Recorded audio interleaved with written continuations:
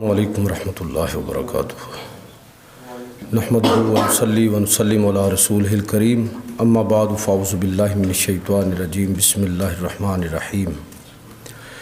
فالذین آمنوا بہ وعزروہ ونصروہ واتبعوا النور الذی انزل معہ اولئک هم المفلحون۔ صدق اللہ مولانا العظیم وصدق رسولہ النبی الکریم الامین، ونحن علی ذالک من الشاہدین والشاکرین والحمد للہ رب العالمین۔ تمام احباب درود پاک پڑھیے۔ الصلاۃ والسلام علیک یا رسول اللہ وعلی آلک واصحابک وسلم یا حبیب اللہ۔ الصلاۃ والسلام علیک یا رسول اللہ وعلی آلک واصحابک وسلم یا حبیب اللہ۔ واجب الاحترام سامعین و حاضرین، آج کی خطبہ جمعۃ المبارک میں جس موضوع پر چند باتیں عرض کرنا چاہتا ہوں وہ اس پس منظر میں ہے کہ ابھی ربیع الاول شریف کا مہینہ گزرا ہے اور مختلف انداز میں اہل ایمان اور اہل اسلام نے نبی کریم صلی اللہ علیہ وسلم سے اپنی محبت کا اظہار کیا۔ تو یہ محبت کا اظہار ایمان کا تقاضا ہے، محبت ہو نظر بھی آنی چاہیے، لیکن اس کے ساتھ ساتھ جو ایک اور چیز ہمیں سمجھنی ہے اور سیکھنی ہے، اور قرآن مجید فرقان حمید کو جب اس حوالے سے ہم دیکھتے ہیں کہ اللہ کے نبی صلی اللہ علیہ وسلم سے ہمارا جو تعلق ہے اس کی بنیاد کیا ہے، نبی صلی اللہ علیہ وسلم سے ہمارے تعلق کی بنیاد جو قرآن مجید نے ذکر کی ہے، سورۃ الاعراف 4 چیزیں ذکر کی ہیں۔ آج کے خطبہ جمعۃ المبارک میں اسی حوالے سے چند باتیں عرض کروں گا کہ وہ 4 چیزیں کون سی ہیں۔ اللہ رب العزت ارشاد فرماتا ہے کہ فالذین آمنوا بہ، وہ لوگ جو پیغمبر علیہ الصلاۃ والسلام پر ایمان لائے، وعزروہ، اور جنہوں نے ان کی عزت اور توقیر کی، وناصروہ، اور ان کی مدد اور نصرت کی، واتبعوا النور الذی انزل معہ، اور اس نور کو اپنے لیے قابل اتباع جانا جو ان کی طرف نازل کیا گیا، یعنی قرآن مجید۔ اولئک هم المفلحون، تو یہ وہ لوگ ہیں جو کامیاب و کامران ہوں گے۔ آیت کا پس منظر تو مزید اس پر بات کی جا سکتی ہے، لیکن میں اسی کے 4 نکات جو بنیادی ہیں اس پر بات کروں گا کہ اس میں براہ راست خطاب تو اس دور کے منکرین کو ہے، لیکن اہل ایمان کو بھی اس میں اس انداز میں مخاطب کیا گیا کہ اگر کوئی شخص قیامت تک کامیاب و کامران ہونا چاہتا ہے تو وہ اپنے آپ کو پیغمبر علیہ الصلاۃ والسلام کے ساتھ ان 4 بنیادوں پر جوڑے گا۔ پہلی کیا ہے؟ ایمان ہے، دوسری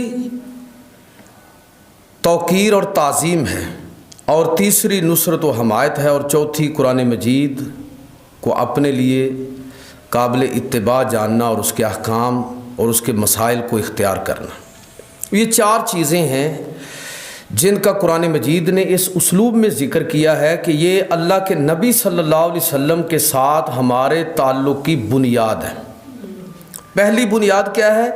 فالذین آمنوا بہ، کہ وہ لوگ جو پیغمبر صلی اللہ علیہ وسلم پر ایمان لائے۔ ایمان کا سادہ مطلب کیا ہے؟ ایمان کا مطلب یہ ہے کہ زبان سے اس کا اقرار کرے اور دل سے اس کی تصدیق کرے۔ اقرار باللسان و تصدیق بالقلب، یہ ایمان ہے۔ اور یہ بات ہمیں ذہن میں رکھنی ہے کہ اگر دل سے اقرار نہ کیا تو یہ منافقت ہے، اور اگر پیغمبر کے احکام کو بجا نہیں لائے تو یہ عملی منافقت ہے۔ حضرت شاہ ولی اللہ رحمۃ اللہ تعالیٰ علیہ نے اپنی کتاب الفوز الکبیر کے اندر یہ نقطہ بیان کیا کہ نفاق کی دو قسمیں ہیں. ایک نفاق وہ ہے جو عقیدے کا نفاق ہوتا ہے، بات ہی ختم ہو گئی کہ عقیدے کا نفاق، کہ عہد رسالت میں بہت سارے لوگ آپ کو ایسے ان کی تاریخ کے اندر ان کا ذکر موجود ہے، عبداللہ بن ابی اور اس کے حواری، جو نبی کریم صلی اللہ علیہ وسلم کے ساتھ نمازیں بھی پڑھتے تھے، روزے بھی رکھتے تھے اور بسا اوقات جہاد کے لیے بھی جاتے تھے، سارے کام کرتے تھے. لیکن اس کے باوجود ان لوگوں کے بارے میں قرآن مجید نے یہ اعلان کر دیا کہ ان المنافقین فی الدرک الاسفل من النار، کہ منافق جہنم کے سب سے نچلے درجے کے اندر ہوں گے، بدترین لوگ ان کو قرار دیا. اس لیے کہ پیغمبر علیہ الصلاۃ والسلام کے ساتھ ظاہری طور پر تو ہیں، جہاد بھی کرتے ہیں، نمازیں بھی پڑھتے ہیں، سب کچھ کرتے ہیں، لیکن بباطن اسلام کے اور اہل اسلام کے خلاف ہیں. یہ لوگ جہنم کے سب سے نچلے درجے میں ہوں گے. اس کے ساتھ ساتھ حضرت شاہ ولی اللہ رحمۃ اللہ تعالیٰ نے جو تقسیم کی، وہ اس کی دوسری صورت انہوں نے یہ بیان کی کہ یہ تو ہو گئے دائمی جہنمی، لیکن اس کے ساتھ وہ لوگ بھی نفاق کی ہی کسی نہ کسی خوبی کو اختیار کیے ہوئے ہیں کہ جو اعتقاد تو ایسا نہیں رکھتے، لیکن ان کے عمل سے ایسا ہی معلوم ہوتا ہے کہ ان کا اسلام کے ساتھ کوئی تعلق ہی نہیں ہے. نمازوں میں سستی ہے، پڑھتے ہی نہیں ہیں، دوسروں کا حق مارنے میں دلیر ہیں، اخلاقیات میں پرلے درجے کی اخلاقیات رکھتے ہیں. ایسے لوگوں کے بارے میں کہ جن کا حال یہ ہو کہ اگر تو وہ یہ ساری بد اخلاقیاں اور بد کرداریاں ان کے عمل کے اندر اس وجہ سے ہیں کہ ان کا آخرت پر، پیغمبر پر اور اللہ پر ایمان ہی نہیں ہے، اقرار ویسے کر رہے ہیں لیکن عملی طور پر کچھ بھی نہیں ہے، تو یہ لوگ بھی دائرہ اسلام سے خارج ہو جائیں گے. یہ جو حدیثیں ہیں نا اس نوعیت کی، من غش فلیس منا، جس نے ملاوٹ کی وہ ہم میں سے نہیں، اور لا دین لمن لا عہد لہ، جس آدمی کے اندر ایفائے عہد نہیں ہے اس کا کوئی دین نہیں ہے. من لا دین لمن لا امانت لہ، جس آدمی کے اندر امانت داری نہیں ہے، امانت اور دیانت نہیں ہے، اس کا کوئی، یہ وہ اعمال اور اسی طرح کی ہمارے دیگر کرداری اوصاف جتنے بھی ہیں، اگر یہ عمل کی کمزوری ہو تو آدمی گناہ گار ہوتا ہے کہ وہ ٹھیک ہو جائے، توبہ کر لے، لوٹ آئے، واپس لوٹ آئے. لیکن اگر یہی اعمال تسلسل کے ساتھ ہو رہے ہیں تو اس کا مطلب یہ ہوا کہ وہ اپنے ایمان کی فکر کرے، کہیں ایسا نہ ہو کہ اپنے ان اعمال کی وجہ سے بظاہر تو وہ مسلمانوں کی فہرست میں ہو، لیکن قیامت کے دن جب اٹھے تو اس کا شمار انہی منافقین و کفار کے اندر ہو. لہذا پہلی بات جو اللہ کے نبی صلی اللہ علیہ وسلم کے ساتھ ہمارے تعلق کی پہلی بنیاد جو ہے وہ یہ ہے کہ ہمارا رسول پر ایمان ہو. اور ایمان میں نے عرض کر دیا کہ کس چیز کا نام ہے، اقرار باللسان و تصدیق بالقلب. ہمارا ظاہر اور باطن رسول اللہ صلی اللہ علیہ وسلم پر ایمان کا اظہار ہو، یہ مطلب ہے ایمان کا. اور اگر کوئی شخص اس کے اندر معمولی سی بھی کمی بیشی پائی گئی تو وہ اپنے ایمان کے بارے میں غور و فکر کرے، کہیں ایسا نہ ہو کہ فقہی طور پر، قانونی طور پر تو وہ مسلمان ہو اور باطنی طور پر اس کا شمار کافروں میں ہو رہا ہو اللہ کے ہاں. اللہ تعالیٰ اس سے ہمیں سب کو محفوظ فرمائے. دوسری چیز کہ نبی کریم صلی اللہ علیہ وسلم سے ہمارے جو تعلق کی بنیاد ہے جو اس آیت مقدسہ میں بیان ہوئی، فالذین آمنوا بہ، کہ وہ لوگ جو رسول پر ایمان لائے. اور یہ یاد رکھیے کہ ایمان کا رشتہ حسب و نسب سے زیادہ برتر ہے.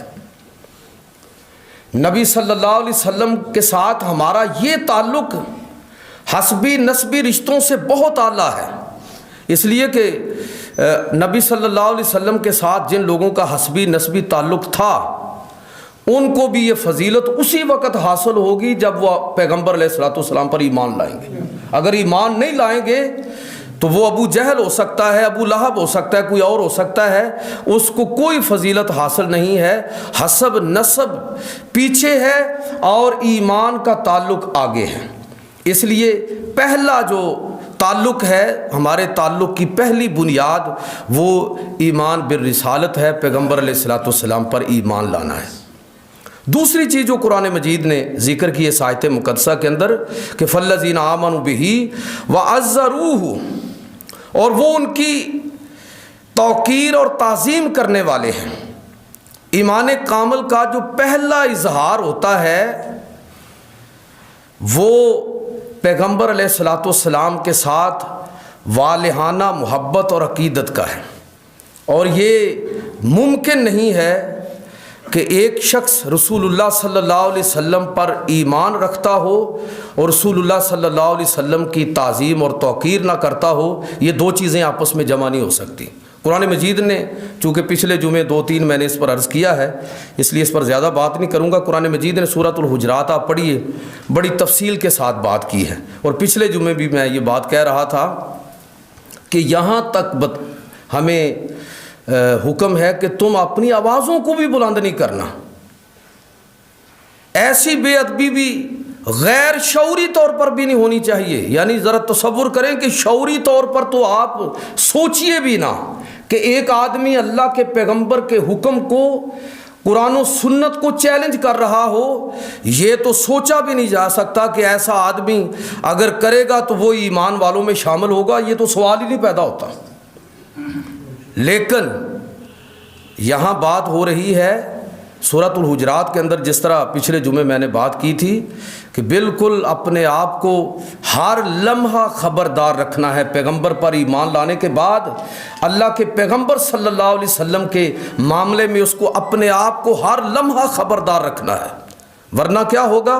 ان تحبط اعمالکم وانتم لا تشعرون، کہ تمہیں پتہ بھی نہیں چلے گا، تمہیں شعور بھی نہیں ہوگا۔ بات ذرا سمجھے، انتم وانتم لا تشعرون، شعور بھی نہیں ہوگا، بندہ مارا گیا، ساری کی ساری محنت ضائع چلی گئی۔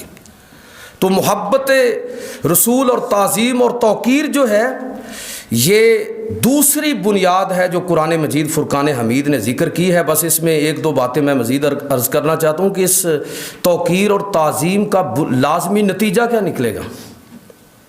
لازمی نتیجہ جو ہے وہ اللہ کے رسول صلی اللہ علیہ وسلم کی اطاعت کی صورت میں نکلے گا۔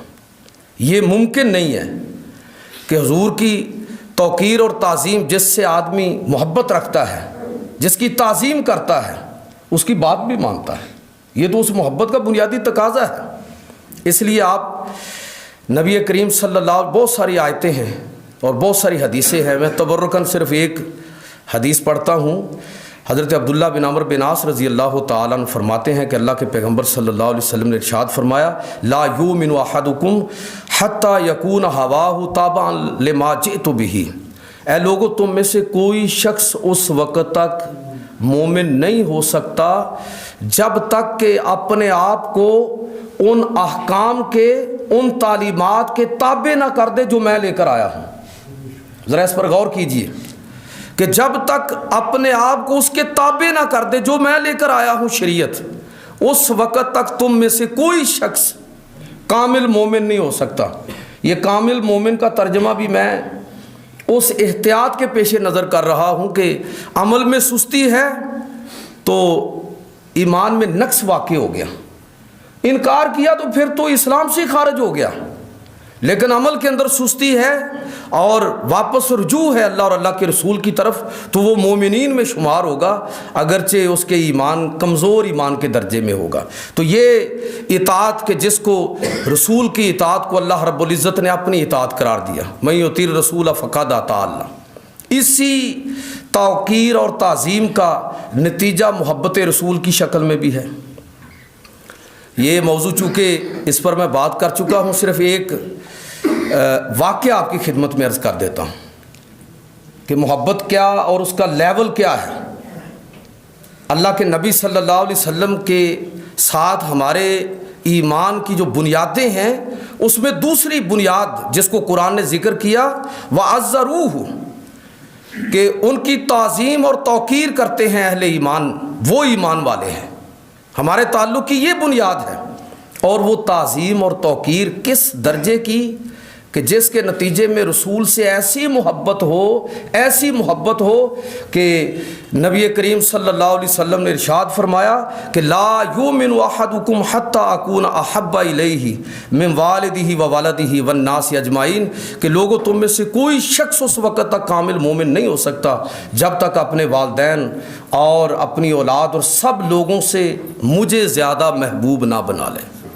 یہ مسلمان جس محبت کا اظہار کرتے ہیں، یہ فرانس کے اندر جو اس وقت بدبختی ہو رہی ہے اور پوری دنیا میں یورپ اور مغرب جس طرح اسلام کے ساتھ، پیغمبر اسلام کے ساتھ اپنی دشمنی کا اظہار کر رہا ہے، اس کے مقابلے میں اگر مسلمان اپنی غیرت کا اظہار نہ کریں تو مسلمان ہی نہیں رہتے، اسلام سے ان کا تعلق ہی ختم ہو جاتا ہے۔ تو مسلمان کیوں نہ اس پر تڑپیں اور کیوں نہ اس پر احتجاج کریں؟ تو اس لیے نبی کریم صلی اللہ علیہ وسلم نے اپنی محبت کو ایمان کی جڑ قرار دیا، اور ایک موقع پر نبی صلی اللہ علیہ وسلم نے حضرت عمر فاروق رضی اللہ تعالیٰ عنہ سے پوچھا، اے عمر، تمہیں مجھ سے کس درجے کی محبت ہے؟ یہ اس تعلق کو بھی ذرا سمجھیں جو نبی صلی اللہ علیہ وسلم کا صحابہ کے ساتھ، حضرت عمر فاروق رضی اللہ تعالیٰ عنہ کے ساتھ ہے۔ تو کس درجے کی محبت ہے آپ کی؟ عرض کی اللہ کے رسول، آپ سے مجھے اس قدر محبت ہے کہ مجھے اپنا مال، اپنے عزیز و اقارب، اپنے بیوی بچے اور سب کچھ میں آپ پر قربان کرنے کے لیے تیار ہوں۔ نبی صلی اللہ علیہ وسلم نے پوچھا کہ اے عمر، اور اپنی جان، کیا تم مجھے اپنی جان سے بھی زیادہ عزیز سمجھتے ہو؟ تو ایک لمحے کے لیے آپ رک گئے۔ وہ رکے اس لیے نہیں کہ اپنے آپ پر غور کیا کہ کیا میں اپنے آپ کو اس درجے پر پاتا ہوں کہ اپنی جان بھی پیغمبر علیہ الصلوۃ والسلام پر قربان کر دوں؟ کہیں ایسا نہ ہو کہ اندر اور ہو، زبان سے اور اقرار کروں۔ تو ایک لمحے کے لیے رکے اور پھر فرمایا کہ ہاں اے اللہ کے رسول، میں آپ کو اپنی جان سے بھی زیادہ عزیز جانتا ہوں۔ اس وقت نبی کریم صلی اللہ علیہ وسلم نے فرمایا کہ الآن یا عمر، اے عمر، اب تم اس مطلوبہ ایمان کے درجے کو پہنچے ہو جو اللہ تعالیٰ کو مطلوب ہے، یعنی محبت رسول صلی اللہ علیہ وسلم کے بغیر یہ دوسری بنیاد ہے جو قرآن مجید فرقان حمید نے ذکر کی کہ جہاں تیرا نقش قدم دیکھتے ہیں خیاباں خیاباں ارم دیکھتے ہیں۔ یہ ہے اہل ایمان کا رویہ کہ رسول اللہ صلی اللہ علیہ وسلم آپ کے ساتھ اپنی محبت اور اطاعت، اور قرآن مجید نے ایک اور لفظ بھی استعمال کیا ہے، اتباع، جو توقیر اور تعظیم کا لازمی نتیجہ ہے۔ اور یاد رکھیے کہ اطاعت اور اتباع، قرآن مجید نے یہ دونوں لفظ استعمال کیے ہیں، لیکن تھوڑا سا دونوں کے اندر باریک سا فرق ہے۔ اطاعت کا مطلب یہ ہوتا ہے کہ جب حکم دیا جائے تو سننے والا اس کو بجا لائے، اور اتباع کا مطلب یہ ہے کہ حکم نہ بھی دیا جائے بلکہ دیکھنے والا محبوب کی اداؤں پر قربان ہونے کے لیے تیار ہو جائے۔ تو نبی کریم صلی اللہ علیہ وسلم کا جو تعلق اہل ایمان کے ساتھ ہے، اور اہل ایمان کا جو تعلق رسول اللہ صلی اللہ علیہ وسلم کے ساتھ ہے، اس کا تقاضا یہ ہے کہ صرف حضور کی اطاعت ہی نہ کی جائے بلکہ نبی کریم صلی اللہ علیہ وسلم کے ساتھ والہانہ محبت اور عقیدت اس درجے پر ہونی چاہیے کہ اطاعت سے بڑھ کر آگے آدمی اتباع کے لیے اپنے آپ کو تیار کرے۔ آپ دیکھیے کہ صحابہ کی زندگی میں آپ کو اس کی بڑی مثالیں ملیں گی کہ صحابہ نے وہ عمل تک کیے جس کا اللہ کے پیغمبر نے ان کو حکم ہی نہیں دیا۔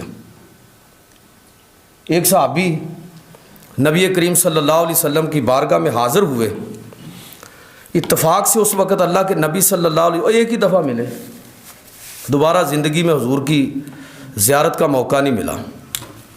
اس وقت نبی صلی اللہ علیہ وسلم کا گریبان کھلا ہوا تھا، حضور پر ایمان لائے، نمازیں پڑھی، और वापस अपने कबीले में चले गए और फिर कभी दोबारा बारगाह रिसालत माब सल्लल्लाहु अलैहि वसल्लम में हाज़िर नहीं हुए। ज़िंदगी अपना गिरेबान खुला रखा। लोगों ने पूछा, ये आप गिरेबान अपना बटन वगैरह या जो भी उसकी शक्ल होती है बंद क्यों नहीं करते? तो कहने लगे कि मैंने जब अल्लाह के रसूल सल्लल्लाहु अलैहि वसल्लम की ज़ियारत की थी तो मैंने उस वक़्त देखा कि नबी करीम सल्लल्लाहु अलैहि वसल्लम का गिरेबान खुला हुआ है, लिहाजा अब मैं इस गिरेबान को कभी भी बंद नहीं करूँगा। अब आप सोचिए कि क्या इस चीज़ का अल्लाह के रसूल सल्लल्लाहु अलैहि वसल्लम ने हुक्म दिया है या ये वाजिबात दीन में से है कि इसके छोड़ने से आदमी गुनाहगार हो।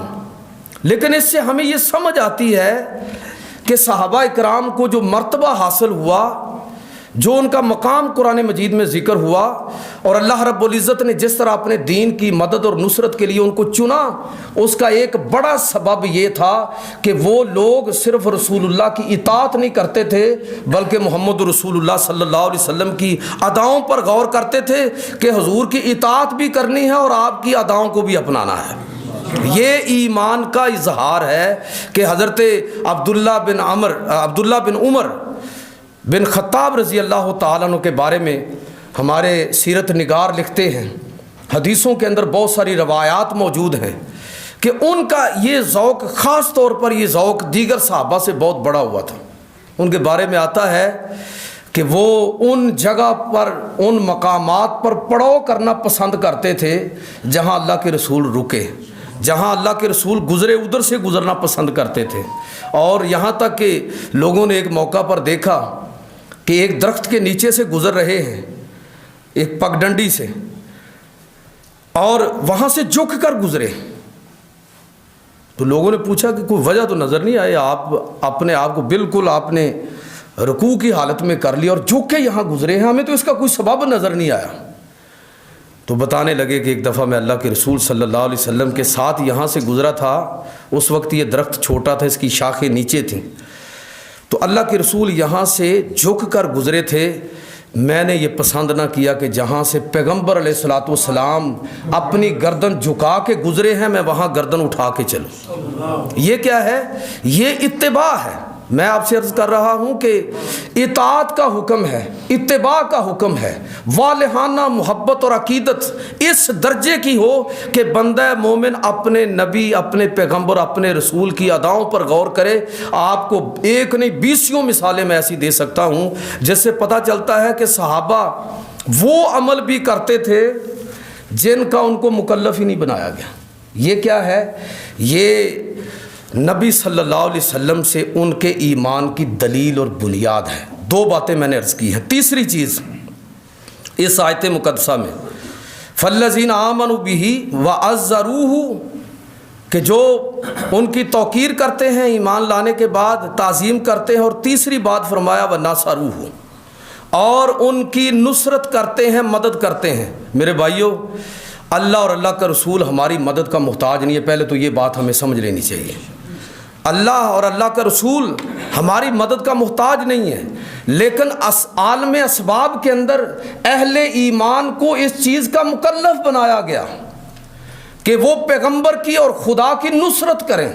मैं दोबारा कहता हूँ कि अल्लाह हमारी मदद का मोहताज नहीं है, अल्लाह के रसूल हमारी मदद के मोहताज नहीं है, लेकिन आलम असबाब के अंदर अहले ईमान को इस आजमाइश के अंदर डाला गया कि अगर वो उस पैगंबर पर ईमान रखते हैं, उनकी इज़्ज़त और तौक़ीर करते हैं, उनकी इताअत और इत्तिबा करते हैं, तो फिर इस बात को भी समझ लें कि सिर्फ यही काफ़ी नहीं है कि वो ख़ुद उस चीज़ पर अमल करें। उससे अगला दर्जा ये है कि पैगंबर की मदद और नुसरत करें कि जो पैगाम पैगंबर लेकर आए हैं, जो हक़ पैगंबरों ने लोगों पर आश्कार किया है, वो भी उसी हक़ के साथ खड़े हों और दीन की मदद और नुसरत करें। यानी जो पैगाम अल्लाह के नबी सल्लल्लाहु अलैहि वसल्लम ने सहाबा तक पहुँचाया और सहाबा से ये वादा लिया कि बल्लिगू अन्नी वलाओ आया, कि मेरी तरफ से अगर तुम्हें एक बात का भी इल्म है तो उस बात को आगे दूसरे लोगों तक पहुँचा दो।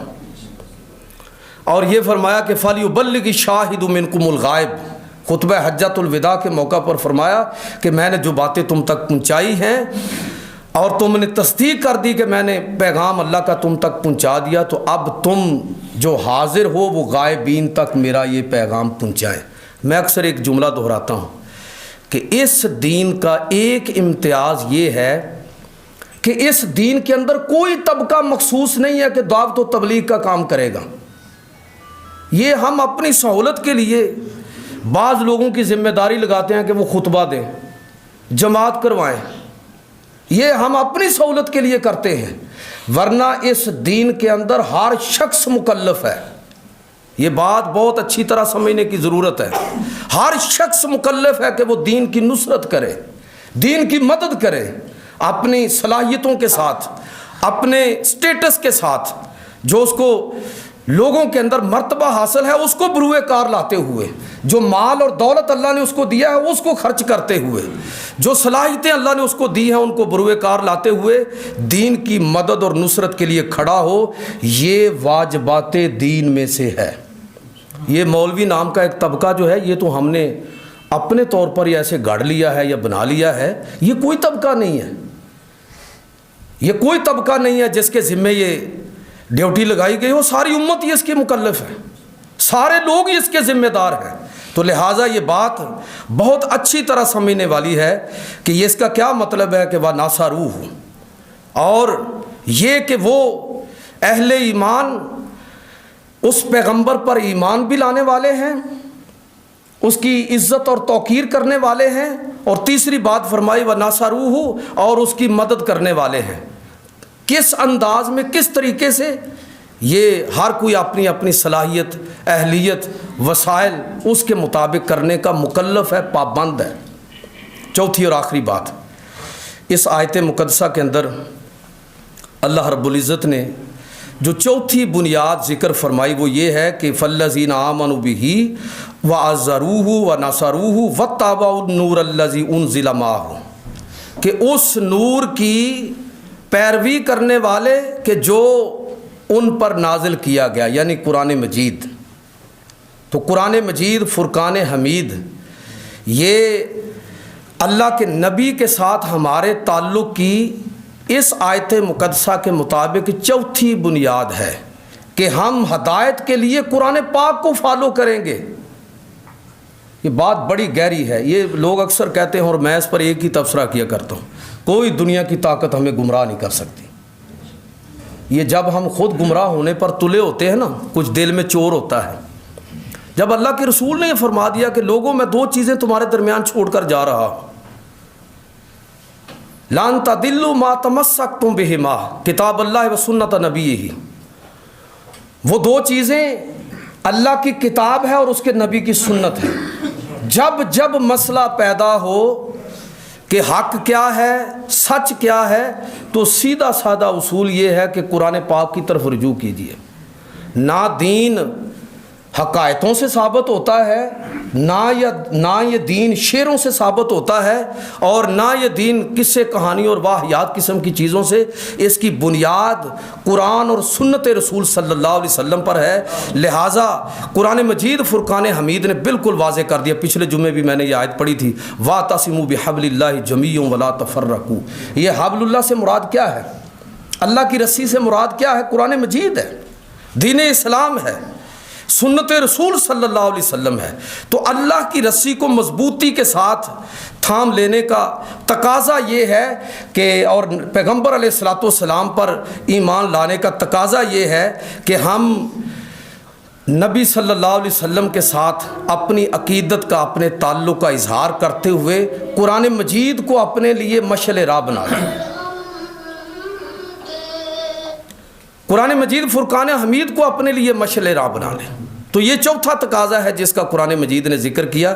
اور بس اقبال کے شعر پر اپنی بات کو ختم کروں گا کہ وہ معزز تھے زمانے میں مسلمان ہو کر، اور تم خار ہوئے تارک قرآن ہو کر۔ قرآن مجید کو یہ صرف جنتر منتر کے لیے اور بغیر سمجھے پڑھنے کے لیے کتاب، یہ الگ بات ہے کہ بغیر سمجھے بھی پڑھے تو اس کی برکتیں تو حاصل ہوتی ہیں، لیکن کہ آپ نے دنیا کے اندر کوئی ایسی بھی قوم دیکھی ہے کہ جو ایک چیز پر ایمان بھی رکھتی اور پتہ بھی نہ ہو کہ بات کیا ہے؟ تو یہ لازم ہے کہ قرآن مجید فرقان حمید کو تلاوت اور سمجھ کر پڑھنے کی کوشش کریں۔ اور سچی بات یہ ہے کہ یقین جانیے کہ اگر یہ امت، یہ بدقسمتی ہے ہماری، اس پر بات کرنے کا موقع نہیں ہے کہ بدقسمتی ہے ہماری کہ قرآن اور سنت کو چھوڑنے کے نتیجے میں ہم لوگ فرقہ واریت کے اندر مبتلا ہوئے۔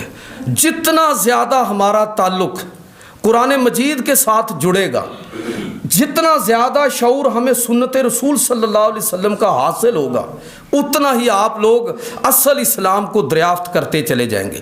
اتنی چیزوں کی ضرورت ہی نہیں ہے جو ادھر ادھر کے پکڑ کر ہم نے دین کے اندر داخل کی ہے۔ ضرورت اس امر کی ہے کہ قرآن مجید کو ہم اپنے لیے مشعل راہ بنائیں۔ آیت دوبارہ سماعت فرمائیں۔ اللہ رب العزت ارشاد فرماتا ہے فالذین آمنوا بہ، کہ وہ لوگ جو پیغمبر علیہ الصلوۃ والسلام پر ایمان رکھتے ہیں، وَعَزَّرُوهُ، اور ان کی عزت اور توقیر کرتے ہیں، وَنَصَرُوهُ، اور ان کی مدد اور نصرت کرنے والے ہیں، وَاتَّبَعُوا النُّورَ الَّذِي أُنزِلَ مَعَهُ، اور اس نور کی اتباع کرنے والے ہیں جو اس پیغمبر پر نازل کیا گیا یعنی قرآن مجید۔ أُولَٰئِكَ هُمُ الْمُفْلِحُونَ، یہی وہ لوگ ہیں جو کامیاب و کامران ہیں۔ تو اللہ رب العزت نے اس آیت مقدسہ کے اندر نبی کریم صلی اللہ علیہ وسلم کے ساتھ ہمارے تعلق کی 4 بنیادیں ذکر کیں کہ نبی پر ایمان لانا ہے اور ایمان لانے کا حق ادا کرنا ہے، ان کی عزت اور توقیر کرنی ہے کہ دنیا دیکھے کہ اس سے زیادہ معزز اہل ایمان کی نگاہ میں کوئی چیز نہیں ہے، اور ان کے ساتھ اس انداز میں اپنے تعلق کو جوڑنا ہے کہ ان کا مشن ہر مسلمان اہل ایمان اپنا مشن سمجھے، اور اس انداز میں ان پر ایمان لانا ہے کہ ان پر نازل ہونے والی کتاب کو اپنے لیے منارہ نور بنا لے۔ اللہ رب العزت مجھے اور آپ کو عمل کی توفیق عطا فرمائے۔